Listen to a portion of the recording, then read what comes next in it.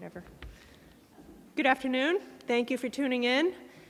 Sorry about the time change today. Tomorrow we will be back at 1 o'clock as usual, and I look forward to seeing you all then. As I say every day, I think it's very important that you find the time to tune in to these briefings, even if you watch it later at night. But knowledge is power as we deal with the coronavirus.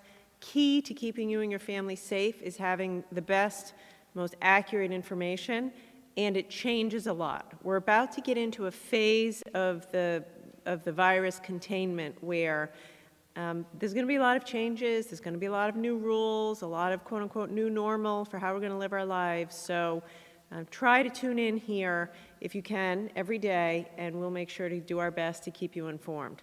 I also hear from many of you that when you tune in, it's a bit of a sigh of relief, and I hope that's true. I want you to know I have great confidence in how we're handling this, where we are in the virus, that the fact that there's a light at the end of the tunnel, that we're planning for what comes ahead. And even though there's a huge amount of hardship right now in Rhode Island, and I hear it every day from so many people, we're holding our own. Relative to other states, we're doing very well. And I want you to know we're really on this, and things are going to continue to get better and stronger every day as we move ahead. As you can see from the data on the screen, our hospitalizations and number of cases and number of ICU hospitalizations is holding steady. We have 321 new cases today, and you can see from the yellow line, we appear to be, as I have been saying for probably a week now, at a plateau. You know, we're not seeing a decline, but we're also not seeing an increase, and that's really good news that we're at a plateau. It doesn't mean we're out of the woods. You know, you see a slight uptick in hospitalizations over the past handful of days, a slight uptick in ICU, but it is a plateau, and that's something you should be proud of and feel good about. If everybody continues to obey the stay-at-home order from now until May 8th, and if our numbers continue to look like this, flat or declined, then it is my intention and goal to allow us to enter phase 1 of the reopening on May 9th. If, however, the weather turns nice, everybody rushes out, people start to think about what's to come, and they come out of their houses, they start to go back to work, they congregate at the park, then our cases are going to go back up, and I will not be allowed to let us lift the stay-at-home order. And that would really be a shame. So hang in there with me, buckle down just a bit longer. It's the right thing to do for you, your family, and frankly, the rest of Rhode Island, because everybody is anxious to get back to work, and we are anxious to let as many people back to work as possible. I continue to get questions from the public, members of the press, but how will you exactly know? And as I've said, there's no one thing. It's a combination of our hospitalizations stable, our cases stable or going down. Are we able to test everyone within 24 hours that has a symptom? And then this is a very important one. Are we able to test the most vulnerable communities on a daily basis at the pace that we need to? That means nursing homes. That means communal living, healthcare, congregate care settings like developmentally disabled group homes, DCYF group homes, businesses where there's a risk. It means in the inner city. It means in the Latino population where we've seen a spike or at least a high incidence of cases. So my team and I have a mountain of work to do in the next couple of weeks to reach into every community and make sure we're doing enough testing and contact tracing so that we know when May 9th comes, not only are our cases stable, but the system is ready so we can keep everybody safe. So that's our job. We have a lot to do. Your job in the next 2 weeks is to stay home, no matter how anxious you are to get out of home, and that way there we can keep everyone safe and begin to get back to work May 9th. I have a handful of things I need to run through today as it relates to the crisis. So the first is I want to say a few words about the federal stimulus monies that have come into the state of Rhode Island. On account of the excellent work by Rhode Island's federal delegation, Rhode Island has received over $1.5 billion of federal stimulus monies to date from the federal government to help us deal with the crisis. In a state the size of Rhode Island, $1.5 billion is going to go a long way. I will say we're going to need every penny of it and then some. We have 180,000 people who are out of work. We've spent tens of millions of dollars on medical equipment, ventilators, hospitals, PPE, testing, and there's more to come. But I want to be very clear about this.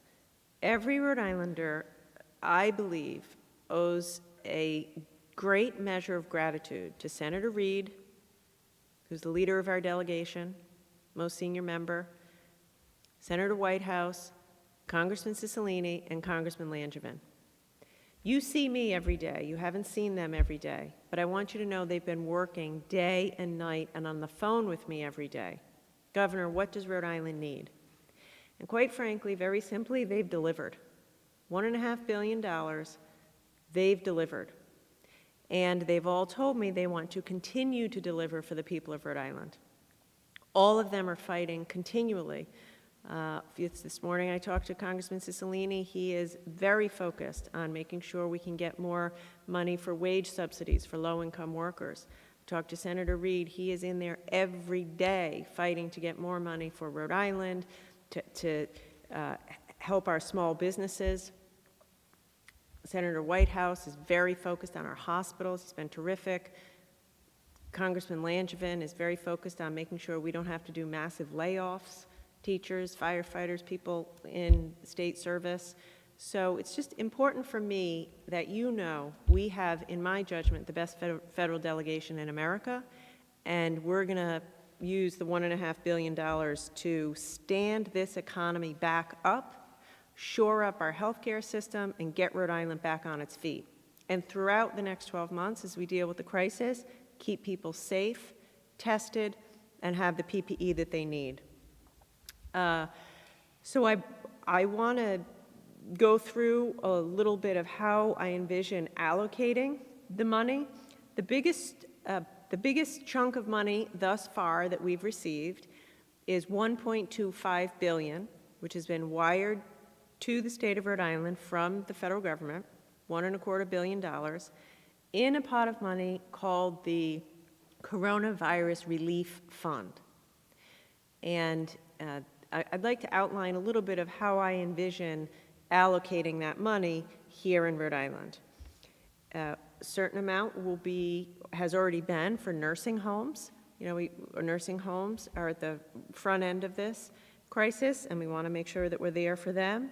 A certain amount will be for temporary supplemental pay for the lowest wage healthcare workers. We've already started that. Hospitals are going to need a hand. Hospitals in Rhode Island and all over the country, they did what we asked them to do. The President, the White House, the CDC, me, every governor asked hospitals to stop doing non-critical procedures. They did that. Having said that, they are struggling because of it, because that's a primary revenue source. So I plan to use some of our COVID relief fund to help hospitals and stabilize the healthcare system. Other components of our healthcare system, as I said, nursing homes, home care, DCYF group homes, DD group homes, all are going to need help to get through this crisis. Public safety, we're going to have to allocate a certain amount of money for public safety. Public safety personnel are working overtime, taking extra precautions, using extra resources. They're there for us. We need to be there for them. Our cities and towns. Every city and town in Rhode Island has incurred significant expenses throughout the crisis. We'll continue to incur those expenses to keep residents safe. We'll have to make sure that they have resources. In addition to allocating the $1.25 billion to these very direct costs, extra hospital beds, PPE, ventilators, testing, contact tracing, the categories I just mentioned, Our federal delegation worked incredibly hard to make sure that governors would have the flexibility necessary to meet the full needs of the crisis. And what the Treasury Department put out, U.S. Treasury put out guidelines as to how governors are allowed to expend the money, and they include a category for quote-unquote secondary effects. Primarily, those secondary effects are to help the economy. Right now, we have tens of thousands of Rhode Islanders out of work, businesses closed, directly because of the COVID crisis. And so I intend to allocate a certain amount of the $1.25 billion to help people get job training, people get back to work, small businesses get through the crisis, manufacturers, whatever it might be, and we don't know what that might be, but we know that there have been massive, quote-unquote, secondary effects in this economy, and I'm going to work with the federal delegation within the federal guidelines and rules that have been put forth by the United States Treasury to make sure that as many of these dollars as possible get into the economy, get into the hands of Rhode Islanders and the hands of our businesses, so we can begin the hard work of lifting everybody out from this economic crisis. And make no mistake about it, it is an economic crisis. Yes, it's a public health crisis, it's an economic crisis. And I want you to know we're going to be working hard to use as much of this as we can within the guidelines to help Rhode Islanders who are out of work and to help small businesses and all businesses who have been so sorely affected by the crisis. Throughout the process, I will be 100% committed to transparency. Within a month, we will have kind of an online portal where we will have a complete accounting of all the monies that we're spending, that the public can see how we're spending the money and how we're allocating the COVID relief funds. I intend to invite stakeholder engagement, so we make sure we hear from mayors, hear from hospitals, hear from nursing homes, hear from small businesses, so we work together to get this right. Obviously, I intend to consult with legislators in the state of Rhode Island to make sure that their voices are at the table and included in this discussion, and of course stay very closely aligned with our senators and congressmen, and of course most importantly with the federal government, Treasury, Government Accounting Office to make sure that we're ticked and tied as to how we spend the federal government's money. I want to say one last thing. Everything that I've just said is very preliminary, and I cannot emphasize that enough. So I'm trying to provide a sense of how our congressional delegation and I have started to think about allocating these monies. It's going to change. Why is it going to change? Because there's a lot of unknowns. For example, I hope I am working for, and our delegation is working for, an additional stimulus from the federal government to help our state balance our budget deficit. I've spoken with our legislative leaders in the past few days. We have a really, really tough job ahead of us to balance Rhode Island's budget. None of this money is allowed to make up for lost revenue. So I am putting my faith in our federal delegation to work in Washington to get another stimulus to help balance our budget. Our unemployment insurance fund, obviously, we're sending a lot of money out the door in unemployment insurance checks. There's the possibility more federal money will help us to replenish that. There's a lot in discussion every day around how much will be compensated from the federal government for the National Guard, how much FEMA will negotiate. So without going into every detail, I just want to say, I promise you, you have my pledge to work hard every day to get as much from the federal government to Rhode Island as I can, working with our senators and congressmen, to put as much of that as I can right into Rhode Island's economy so we can breathe life into this economy, and to be very transparent, recognizing that I need flexibility. Congress intentionally drafted this legislation to provide governors around the country with flexibility because it's a very changing landscape. The good news is because of our senators and congressmen, Rhode Island did very well. And when you think about where we are in this fight, this money is going to go a long, long way to helping us. And I know I'm grateful to have Senators Reid and Whitehouse and Congressman Langevin and Cicilline on my team, on Rhode Island's team, to deliver for us. Okay, speaking of very preliminary announcements, I have another preliminary announcement that I would like to talk about, which relates to large events in the summer. So, as I've explained, it is my hope and intention, if everybody stays at home between now and May 8th, on May 9th, to enter Phase 1. As I've also explained, Phase 1 will have a limit on the number of people in social gatherings, 10 or fewer. Phase 2 will be 15 or fewer. And then we'll get to the business of Phase 3 and Phase 4. So the question that I'm getting a lot of every single day is, hey, Governor, what about big summer events? And that is a question I would like to endeavor to answer, but I want to warn you that it's not a perfect answer. But since I'm trying every day to just respond to the needs of people on the ground in Rhode Island, and so I'm going to give this a shot. If you're planning a very large summer gathering, a 4th of July parade, a large music festival, a huge cultural event with hundreds and hundreds of people, you are not going to be able to have that event in the state of Rhode Island this summer with those people in person.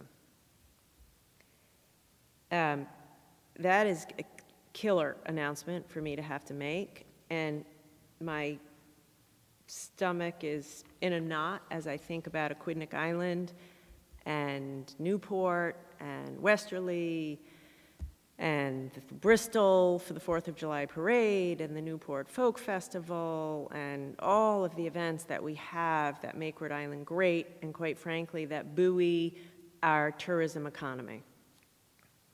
But in good conscience, I cannot stand here and tell you that you're going to be able to have those events in June, in July, in August, in the way that you had hoped to have.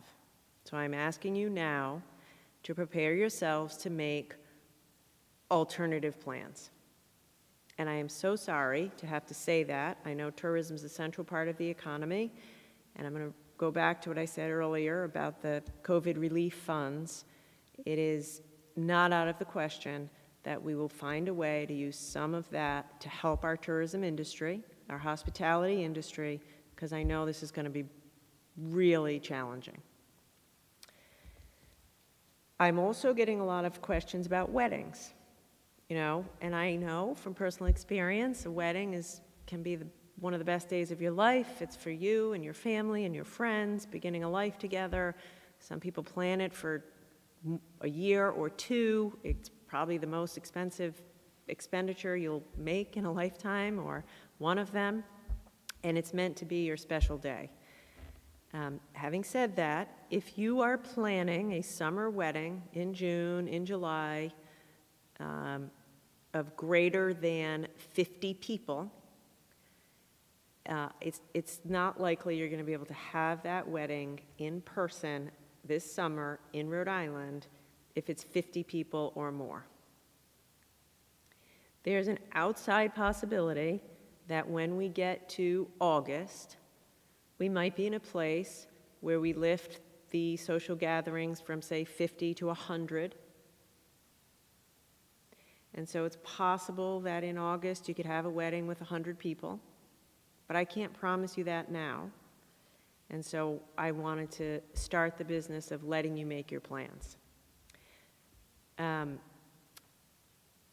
I will, later this week, be making this guidance more official, but I know that a lot of you are planning right now. I know that especially for the concerts and festivals, you're wondering, some of you have contracts that are due, and I just thought it was the right thing to do to let you know this summer, concerts cannot happen, festivals cannot happen, parades cannot happen. It's just not safe, especially if we want, as I do, to get our kids back to school in the fall. It's really important that we take it easy this summer so we don't have an outbreak. And for weddings, like I said, if it was a small wedding, you will be able to have it, 50 or fewer. But if you were planning a wedding with hundreds of people, you probably want to think about rescheduling. And we've been in touch with the Hospitality Association. We have been told by the Hospitality Association that many venues are being extremely flexible, and I'm so grateful for that. I will say this is a tough call. My heart goes out to both sides, the couples and the families, as well as the venues. So I will leave it to you to negotiate those private contracts. I will ask all of you to be flexible and creative, and I hope that by giving you some guidance in April, it allows you to begin now to start making summer plans. I have no doubt just generated many more questions than I have answered. What about churches? What about, other events? What about cultural events in the fall? I'm going to ask for a little patience. It's very hard for us to know now what life's going to look like in Rhode Island in September. So I'm going to ask you to hang on a little bit for that. And as I say, keep tuning in every day, because every day as I consult with experts, talk to other states, learn more about where we are, I'll be providing more information. I want to make one final note about health care. I have almost every day at this presser talked about health insurance and health care in one way or another. That's because I am strongly of the view, that every Rhode Islander deserves access to high-quality, affordable health care, physical, mental, regular primary care, acute care. It's a basic right. That is doubly true in the middle of a public health emergency. So we have been working extra hard to make sure that every Rhode Islander has health insurance and access to their doctor. To that end, I want to remind everybody, we had extended the open enrollment period at HealthSource RI for all Rhode Islanders. Tomorrow is the last day to sign up as part of the special open enrollment period. So if you need to make a change in your health care, if you need to purchase a different program, tomorrow's the last day for open enrollment, the special enrollment that we've had. I do want to, however, remind everyone that you can always make a change if you've had a change in circumstance, a qualifying life change is what it's called. Basically, if you lose your job. So at any time, if you lose your job or change jobs and you need new health insurance, you can always go to HealthSource and purchase something new.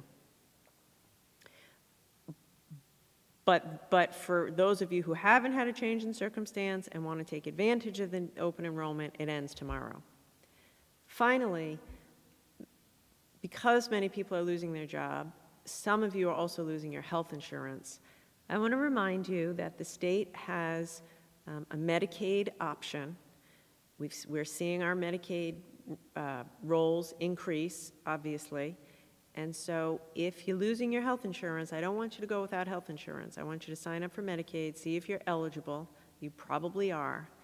And let us go ahead and get you signed up so you can go see a doctor, because that's more important than ever. So I'm going to turn it over to Dr. Nicole and then come back and answer questions.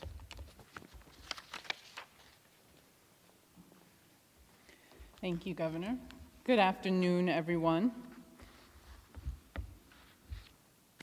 To jump right into our data, we have 321 new cases to report today.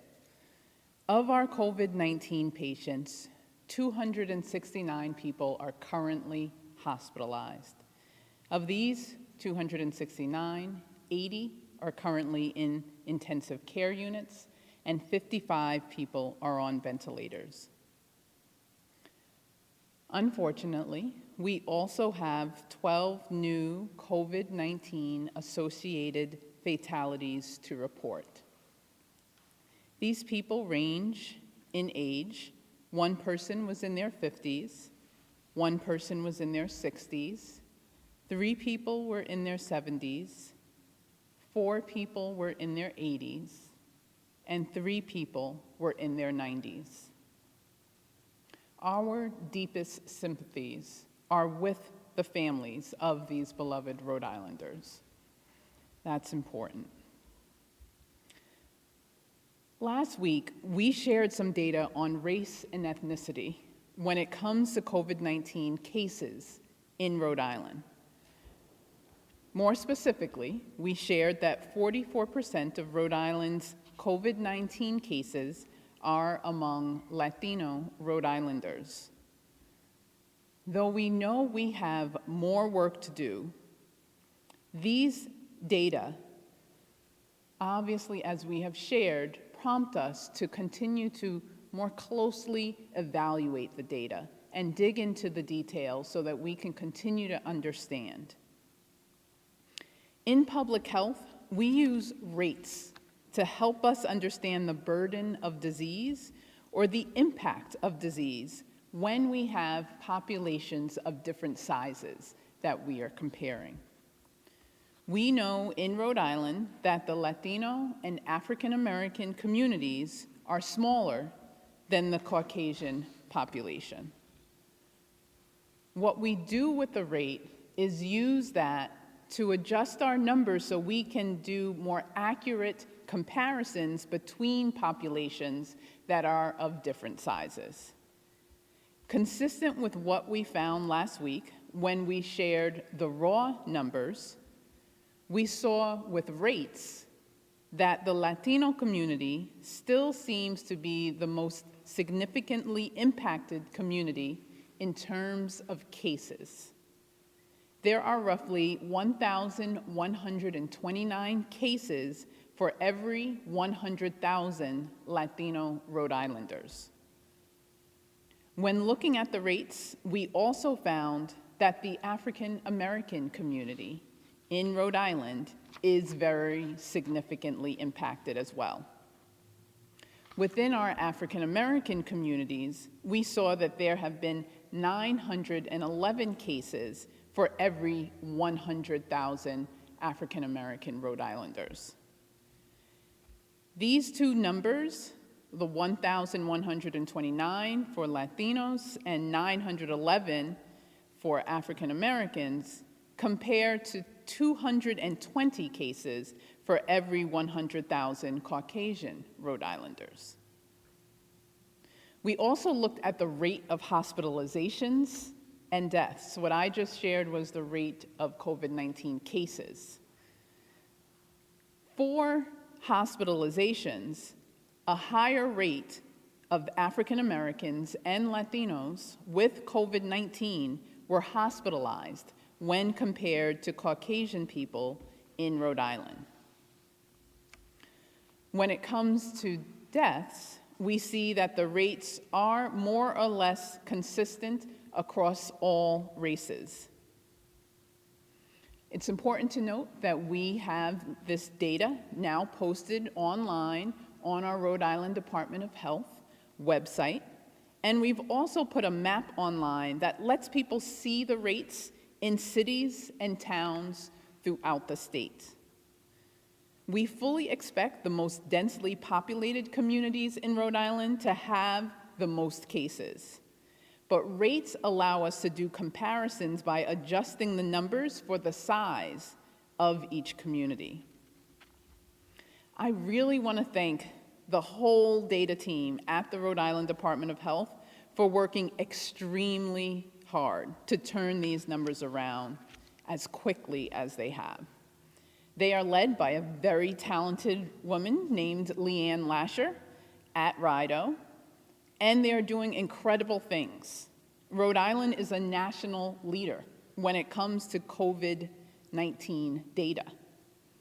According to COVIDtracking.com, which is a national data initiative, Rhode Island is one of just a few states to receive a data quality grade of A+. Kudos to the entire team, including all the people throughout state government as well, in addition to the team at the Rhode Island Department of Health. It is a tremendous amount of work that goes into the data that is presented to you each day. And it's really important to acknowledge them. Rhode Island is one of the few states that puts out the level and detail of accurate data in such a timely way every single day. The governor and I talk regularly about working to ensure that all people in every community have an equal opportunity to be healthy and to live in a healthy community. We recognize that having data to inform our work in this area is critical. We need to know where health disparities exist so we can have the testing and support services in the communities where they are needed most, being able to do the contact tracing and support people in quarantining and isolating as they need to. For people who have heard me speak publicly before our COVID-19 response, you know that I've often said that your health should not depend on your zip code, nor on your race, ethnicity, sexual orientation, gender identity, level of education, or level of income. In that regard, our commitment is as strong as ever through this COVID-19 response. And as we start looking forward to getting the economy open again and supporting people in communities that have been most significantly impacted by this crisis, we will need to be mindful of the kinds of disparities that resulted in certain communities being more vulnerable to begin with. Looking at the living conditions, the social, economic, and environmental factors that differ by zip code at this point. We want to use this opportunity to help advance that. Let's improve that and support a bouncing forward to a better state when we're finished with this, as opposed to just bouncing back. This is something that we're going to continue to be focused on across state government, along with our private sector partners. And as I've said, it's something we're going to be engaging communities on as well. Health equity zone members, community leaders, other community-based organizations. I want to thank all of you in advance for that partnership, which we know is going to be necessary for us to get through this together. With all that being said, I want to get us going with questions. Good afternoon, everyone. Good afternoon. And to the folks at home, we're going to begin with a question from Jim Hummel. Governor, with a phased reopening on the horizon, I had a businessman tell me he cannot find hand sanitizer or masks for his employees anywhere. Can the state help him and other businesses secure some to purchase? It's an excellent question, and one that I expect to get more of. Frankly, it's why I started to make the announcement 2 weeks before I think people will go back to work, so businesses will start to make their plans. The answer is yes, but I'm not sure how much. And so we are, in fact, this morning we worked hard on this. We are trying to procure additional cleaning supplies, masks, maybe thermometers in a certain quantity that we could initially distribute to businesses to help them get off to, to help them get going. However, in the long run, that will be the responsibility of businesses. So we're working our tail off now to help with the reopening, to provide a limited number of supplies so folks can reopen and get their feet under them. But it is the responsibility of businesses to start doing that. And so I would say this is a good time to start thinking about how that will happen and making those plans. Also, yeah, I'll have a lot more to say about that within the next few days and a week. Stephen Triedman of Eastside Monthly asks, will the state auditor general be auditing how the corona money is spent for compliance, or will there be another entity overseeing how the federal money is spent? Yeah, so this money will be overseen by the Federal Inspector General and Government Accounting Office and the United States Treasury. So we will be required, starting I believe in July, to give a monthly update to the Treasury Department, and then we'll have a federal audit process through that. Having said that, as I said, I am committed to the people of Rhode Island, and we're going to have a public-facing website, and I intend to have, extended dialogue with our General Assembly to solicit their views and impact, as well as stakeholders in Rhode Island. If we're going to help out hospitals, I want to hear from the hospitals. If we're going to help municipalities, I want to hear from the municipalities. But we're by law required to follow the federal guidance, and that's exactly what we're going to do. Scott Isaacs of NBC 10 asks, do you still expect Rhode Island's peak to be sometime next week, like the model showed on May 3rd? So it's interesting. At the moment, it looks like we are in a plateau. So while we had been, pretty much like every state, predicting the shape of a curve, which was like a hill up and down, it looks like we're in a plateau and then coming down. So I think, we're probably in our peak now. And as I say, I think of it as a stable situation, a plateau, and I'm waiting for the day when we start to see a decline. Hannah Dickinson of WPRI Channel 12 says that 12 Response has been hearing from some viewers who say they are running out of money and can't afford food. Governor, you're hearing similar concerns. What are you doing to ensure food banks have enough supplies if they see an increase in demand? Yeah. I have not heard that, though it's heartbreaking and not surprising. I do want to give an update on the Department of Labor and Training. Because of their incredible work, we're ahead of, as far as I can tell, every other state in how quickly we're getting our checks out, unemployment insurance checks, and the pandemic unemployment assistance. They're on average processing the checks in about 11 days. So if you haven't received your stimulus check, the $600, or your unemployment insurance check, just hang in there a little bit longer, because it is going to arrive almost certainly within days, and that should help. I'm in constant contact, the team is in constant contact with the food bank. They're in great shape, actually. Thank you to the food bank. And we are definitely helping them to raise money for that. We're also helping the United Way and the Rhode Island Foundation. So I would encourage you, if you're a family listening to this and you're struggling, call 211. It's a United Way hotline. Tell us what you need, and we'll make sure you get some help. Ryan Belmore of What's Up Newport says that the Newport Folk Festival and Newport Jazz Festival result in an economic impact of $58 million annually for Rhode Island. How can Rhode Island and Rhode Islanders support canceled events to make sure they survive for next year? Such a good question, Ryan, and I have been in close contact with Jay Sweet, who runs the Folk and Jazz Festival, and delivered the tough news to him that they're going to have to cancel this year. He will be in touch with his, followers around how you can help, as will, I think, every festival that cancels. And I would just encourage everybody, if you can, help them out. So I'm sure they'll be asking you to donate your ticket. If you donate the ticket back, if you've already purchased it, if you can do that, it'd be great if you could. Certainly, we're going to look to ways that we can help them. As I already explained, some of our stimulus money. I'm going to have to take a really hard look at all of the tourism industry and figure out what we can do to help. And I would ask every Rhode Islander to help in any way that you can. If you can make a donation, almost every one of these festivals has a foundation. Please, if you're a corporation, if you're a wealthy individual, if you care about the arts, make a donation if you can. If you bought a ticket and you can donate that back, do that if you can. Our next question is from Paul Parker of the Providence Journal, and it's in regard to what the governor was just speaking about.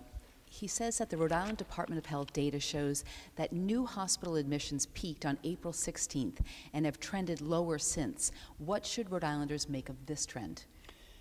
It's important for Rhode Islanders to be encouraged to see that the stay-at-home order and people following it works. And what's important is for us to continue to double down and to stick with that.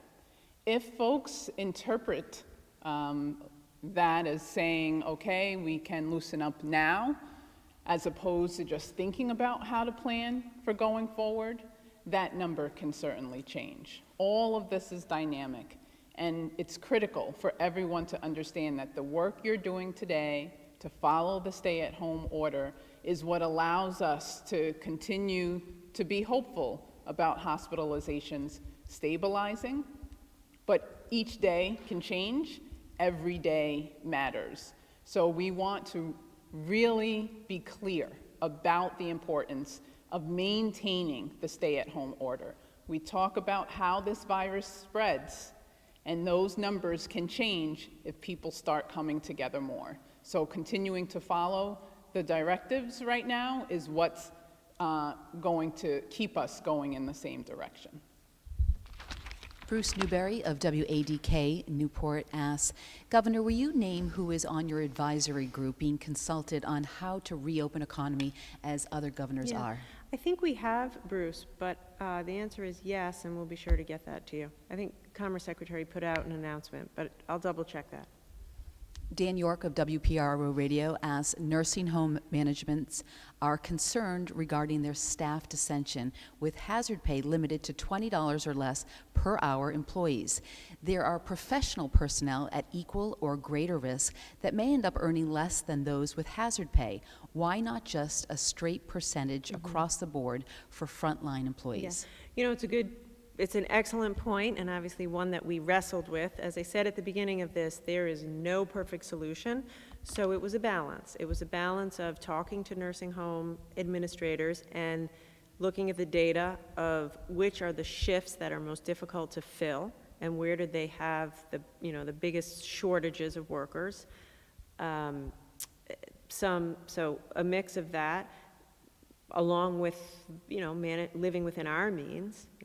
We have a limited budget, so it was a program designed to meet our budget needs, help nursing homes do their job, and, help folks out who are working, making $10, $11, $12, $13, $14 an hour at the lowest end of the pay scale. So it isn't perfect. I hear that concern, and, we did the best we could. Ethan Shorey of the Valley Breeze says, Governor, relating to events being called off this summer, why couldn't a parade be organized where families are spaced out appropriately along the route? It seems different than a concert or festival. So I'm going to answer that, but then I'm going to turn it over to the expert. So I just want to say these are exactly the questions that we ask. Why can't we do this? Why can't we do that? I love to go to these parades. I go to the festivals all summer, and it's not something that I want to do. Having said that, when I look at the economic pain that is being felt around Rhode Island right now, the prospect of ever again having to close down this economy is a terrible one that I'm going to do everything to avoid. Furthermore, when I think about getting kids back to school in September, I really want that to be able to happen.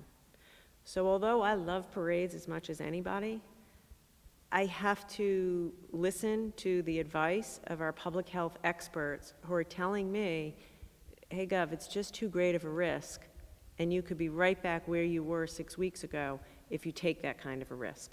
So when I hear that and I factor it all together, it just seems like the right thing for one summer to cancel parades and festivals, even though I know that's an incredibly special part of a Rhode Island summer. Yeah, to follow up with that, we are going with what the science is telling us right now. We know that as people come together, even with the best intentions, a large crowd, such as a parade, significantly increases the risk of the virus being transmitted from one person to another. With spreading out, it's challenging to do in a parade-type setting, particularly where children are involved and are excited. And as the governor mentioned, the risk that's at stake with that type of event outweighs the benefit of a very important and a traditional event that could occur. But it hopefully will help Rhode Island in the long run so that we can maintain many more events in the future while we take it cautiously, carefully, and safely at this early point in time now. Michael Bilo of Motif Magazine has a similar question. What will small arts venues for theater and live music be able to do during reopening phases where space limitations causing drastically reduced capacity make operating economically infeasible? Is there a phase where capacity returns close to normal, and when might that happen? So I'm going to ask you, Michael, and everyone to just wait a bit more, and I'll have much more specific guidance. On Monday, I plan to devote the entirety of this press conference to getting into the next level of detail around different industries and what phase one will look like.